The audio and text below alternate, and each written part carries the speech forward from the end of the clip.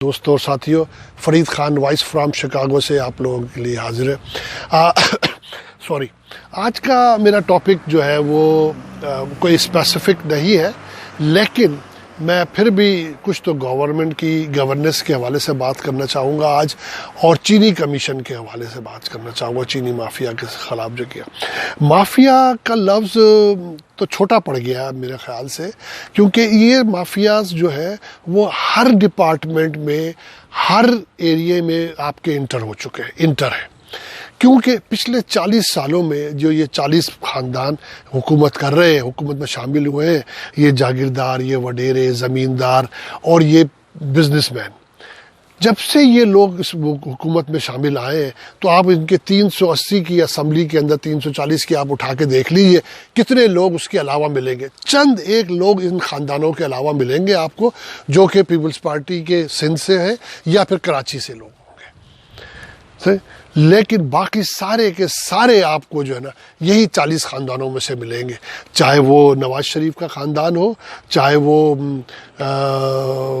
چودھریوں کے خاندان برادری ہو، چاہے کوئی اور ہو، چاہے خسرو بختیار والے ہو، جہانگیر ترین ہو، یا پرویز خٹک کی فیملی ہو، یہ سب وہی ہے۔ آپ کو رزاق داؤد صاحب ہر گورنمنٹ میں ملیں گے آپ کو، چاہے وہ فوجی ڈکٹیٹر ہو، چاہے وہ پولیٹیکل گورنمنٹ ہو، سب میں ملیں گے آپ کو رزاق داؤد صاحب۔ ندیم بابر جیسے لوگ آپ کو ملیں گے، علیم خان جیسے لوگ ملیں گے آپ کو، چودھری جیسے لوگ ملیں گے آپ کو، چودھری برادران جیسے لوگ، صرف چہرے بدلے ہوئے ہوں گے، نام بدلے ہوئے ہوں گے، کام وہی لوگ ہوں گے، کیونکہ ایک بھائی پیپلز پارٹی میں، ایک بھائی مسلم لیگ میں، اور ایک بھائی پی ٹی آئی کے اندر، اور ان کے سارے خاندان، بیویاں، بچے، رشتہ دار، بہنوئی، داماد، سارے کے سارے پولیٹکس کے اندر۔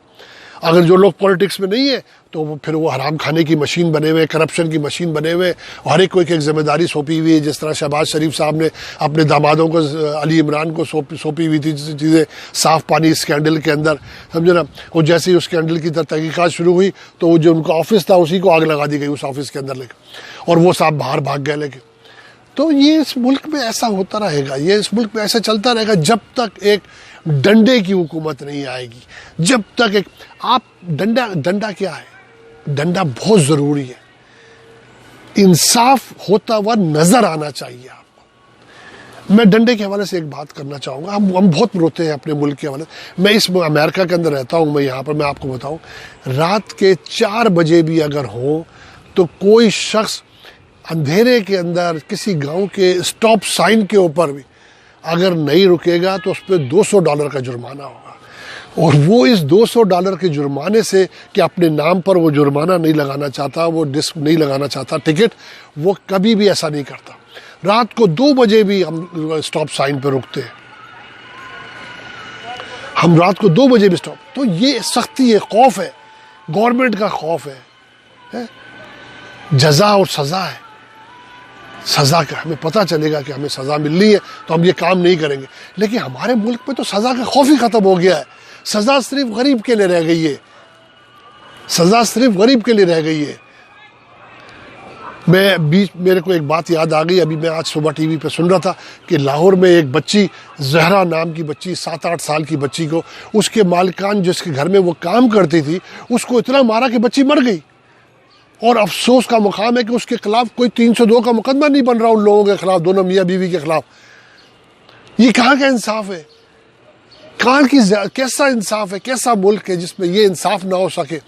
اس ملک کے اندر اگر کوئی عورت اپنے کتے کو بھی اگر گاڑی میں چھوڑ کے اگر شاپنگ کرنے چلے جاتی ہے تو اس کو گرفتار کر لیا جاتا ہے، اس کو ٹکٹ مل جاتا ہے، اس کو چلے جائے کہ بچے، میں کئی رپورٹیں پچھلے 5 سال میں پڑھ چکا ہوں، لوگوں نے اپنی بچوں کو گاڑیوں میں چھوڑ دیا، بھول گئی چھوٹی بچے کو، بچی مر گئی، اس کو سزا ہو گئی، لیکن اس کو 30 سال کے لیے جیل میں اس کو سزا کر دی، لیکن اور ہمارے ملک میں انہوں نے اس بچی کو، صرف اس بچی کا قصور یہ تھا، اس نے ان کے پالے ہوئے طوطے جو تھے وہ اس کو کس وجہ سے اس نے پنجرہ کھل گیا، اس سے کھول دیا، طوطے اڑ گئے، اس طوطے اڑنے پر اس بچی کو اتنا مارا ہے انہوں نے کہ بچی مر گئی ہے۔ افسوس کا مقام ہے، بربریت ہے۔ ایسے تو ہلاکو خان نے بھی ایسے بچوں کے ساتھ نہیں کیا ہوگا جس طرح یہ لوگ کر رہے ہیں۔ تو پھر اس ملک میں پھر جو عوام بھی بولتی ہے کہ جو بھی وبا آ رہی ہے، جو بھی تو صحیح ہے نا، ہم لوگ اسی قابل ہیں، اللہ کا عذاب تو اسی صورتوں میں نکلے گا نا. تو گورنمنٹ کو عمران خان صاحب لاہور میں ان کو ایکشن لینا چاہیے اس کا اس وقت ہی, اور ان لوگ میاں بیوی کو ان کو, اور اس کم از کم اس لاہور ہائی کورٹس میں نہ لے کے جائیں اس مقدمے کو, ورنہ اس مقدمے میں لاہور ہائی کورٹ میں کچھ نہیں ہونا اس کا. لاہور ہائی کورٹ ہے وہ صرف وہاں پہ انصاف ملے گا صرف جو نا مجرموں کو.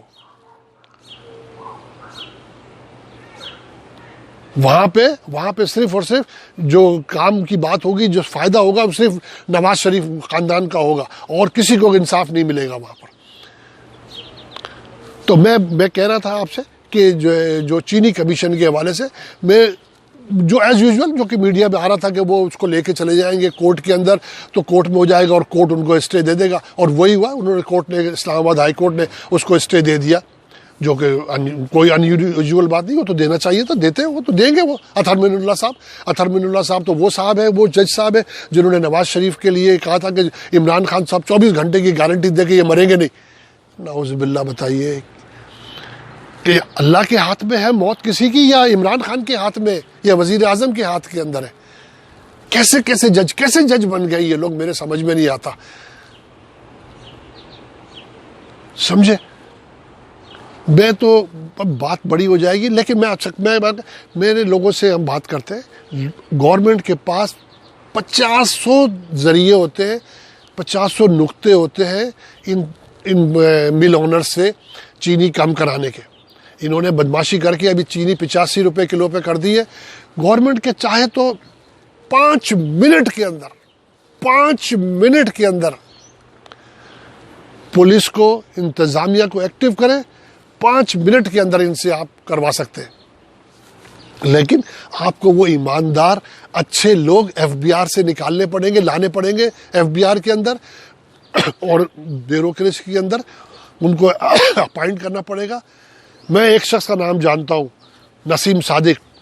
وہ شہباز شریف کے دور میں, گیلانی صاحب کے دور کے اندر بھی وہ ڈپٹی کمشنر تھا ملتان کا. اس صاحب نے گیلانی صاحب کے بہن کے گھر کو اس نے توڑوا دیا وہاں سے کہ مجھے روڈ بنانی ہے, اپنا باڑہ یہاں سے آپ شفٹ کریں, بھینسوں کا باڑہ, یوسف رضا گیلانی صاحب کی بہن کو. اور یوسف رضا گیلانی صاحب کچھ نہیں کر سکے. اسی طریقے سے شہباز شریف گورنمنٹ کے اندر بھی اس نے ایسے ہی کام کیے تھے. جس آدمی کو آپ نے سائیڈ لائن کر دیا, اس آدمی کو دوبارہ لائیں, اس کو لگائیں اس کی جگہ پر, آپ دیکھیں پھر وہ کیسا کام کرتا ہے. سمجھے نا. لیکن آج کی ایک اچھی نیوز ہے کہ اب وہ کچھ نہ کچھ تو ہونا, گردن دبانی پڑے گی, انگوٹھا رکھنا پڑے گا آپ کو اس میں. تو گورنمنٹ نے آفر کیے 70 روپے کلو بیچنے پہ, یہ 70 کے 60 روپے پہ بھی آ جائیں گے آپ کو بیچنے کے لیے چینی. سمجھے نا. جب تک ان کی گلے پہ پیر نہیں رکھیں گے آپ, جب تک یہ کام نہیں کریں گے. لیکن سمجھے نا. اور گورنمنٹ نے بہت اچھا کام کیا ہے اس بجٹ کا, جو غریبوں کو ریلیف دیا ہے. لیکن میں چاہوں گا کہ پینشن میں اور تنخواہوں میں اضافہ نہیں ہوا, لیکن ایٹ لیسٹ میرے پاس ریکویسٹ آئی ہے دوستوں کی کچھ کی کہ آپ کہیں اس بات پہ کہ جو بیچاری غریب بیوائیں ہیں ان کو اسپیسیفک کچھ ان کی پینشن میں انکریز کریں, اضافہ کریں. سمجھے نا. ان کی پینشنوں میں اضافہ کریں. گورنمنٹ کے ملازمین جو ہیں وہ 1 سال اپنا تھوڑا برداشت کر لیں. سمجھے نا. اور کوئی نہیں بات, اچھے دن بھی آئیں گے انشاءاللہ تعالی. تو میں یہ چاہوں گا کہ آپ کریں. عمران خان صاحب اچھا ہے, نظر آتا ہے, باہر نکلے, گھر سے باہر نکلے. آپ 3 مہینے سے آپ سوائے 1 آدھ دن کے کہیں آپ گھر سے باہر نہیں نکلے. آپ پرائم منسٹر ہاؤس یا پھر بنی گالا, پرائم منسٹر ہاؤس یا بنی گالا. ہر ہفتے آپ کیبنٹ کی میٹنگ کرتے ہیں. اس سے حاصل کیا ہو رہا ہے کیبنٹ کی میٹنگ سے؟ کریں میٹنگ, آپ میٹنگیں کریں ضرور, لیکن لیڈر وہ ہوتا ہے جو راستہ دکھاتا ہے. آگے بڑھے, نکلے, شہروں میں جائیں. جب آپ حرکت کریں گے, جب آپ نکلیں گے, آپ جائیں گے, تو پھر یہ بیوروکریسی نکلے گی, جائے گی. پھر آپ کو پتہ چلے گا کہ کون سی بیوروکریسی کام کر رہی ہے, کون سے لوگ کام, ڈپٹی کمشنر کام کر رہا ہے کمشنر, اور کون سا کام نہیں کر رہا. گھر بیٹھے ہوئے کچھ نہیں ملے گا آپ کو. سب اچھائی کی رپورٹ آتی رہے گی آپ کو, جیسے کہ پہلے گورنمنٹوں میں ہوتا رہا. سب اچھا ہے, چاہے عوام جو نا مر جائے, پس جائے, کچھ بھی نہیں ہے اس کو عوام کے لیے. تو میرے جیسے لوگ جو آپ کے طرفدار تھے, حامی تھے, لیکن اب ہم سوچنے پہ مجبور ہو گئے.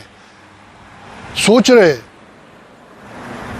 ملک کے حالات ایسے نہیں بدلتے جس طرح آپ سوچ رہے ہیں کہ 2 سال ہو گئے آپ کو بیٹھے ہوئے اس کو حکومت کرتے ہوئے، کچھ بھی چینج نہیں ہوا، کچھ بھی نہیں بدلا اس کا۔ تو دوستوں اور ساتھیوں، آپ کو میری یہ ویڈیو پسند آئے تو اس کو لائک کریں، اس کو سبسکرائب کریں اور شیئر کریں اپنے دوستوں اور رشتہ داروں سے اس کو، سمجھ رہے، اپنے واٹس ایپ گروپ کے اندر، اپنے وائبر کے گروپ کے اندر، اور دوستوں رشتہ داروں کو اس کو سپورٹ کریں۔ انشاءاللہ تعالیٰ پھر اگلی ویڈیو تک کے لیے اللہ حافظ۔ اللہ ہم سب کا حامی و ناصر رہے، انشاءاللہ پھر ملاقات ہوتی ہے۔